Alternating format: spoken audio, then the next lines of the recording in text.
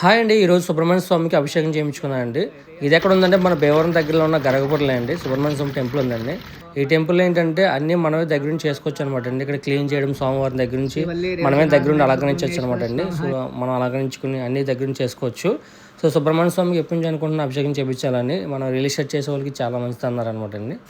And అక్కడే పీస్ఫుల్గా ఉంటుందండి. ప్రశాంతంగా వెళ్ళి చేసుకుని మనం ప్రసాదం తయారు చేసుకుని అక్కడ వెళ్ళే వాళ్ళకి పంచిపెట్టి మనం పూజని కార్యక్రమాలు చేసుకోవచ్చు.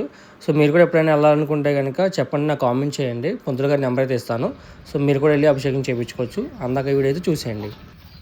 దేవాజంతా సాధ్యాశే తస్మాజ్ఞాసోత జిఘ్నరే చందాం శ్రీఘ్నేస్మాతు జస్మాజాయత తస్మోఘ్నే తస్మాతు తస్మాద్యాతాద్యావహత్రుషం వ్యదదుః రావ్యకల్పెన్మకమస్య గో బాహో కావోరూపాభ్యాం భూమిభ్యః శ్రోత్రాతు తదా లోకాకల్పెన్న వేదాహమేతం పురుషం మహాంతం ఆదిత్యవర్ణం తమసుపరస్థాతు తమేరుచం బ్రాహ్మం జనేంతః దేవాగ్రేతరబ్రువన్నస్త్వైవం బ్రాహ్మణో విద్యాత్ తస్ ఓం తనాయ స్వహ పనాయ స్వహ మనాయ స్వహ వదాయ స్వమాయ స్వహం చామి రాజంచరాజశ్రేర్యాచమృహక్ష్మీ రాష్ట్రశ్రీరామ కయాతయామాసకం సాందే స్తోత్రస్తమనాచ్య శ్రేష్ఠో నిత్యమంగళాన్ని బంధు పైకొడ చూపించు.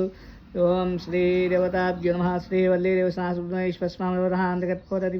దేవస్వామిరాసిరామి తేజో నీరాజం చక్షు సదసదాధియ నమః పార్వతీపతే హర హర మహాదేవ శంభో శంకర. ఒక నేర్చుకు వెళ్ళి నమః పార్వతీపతే హర హర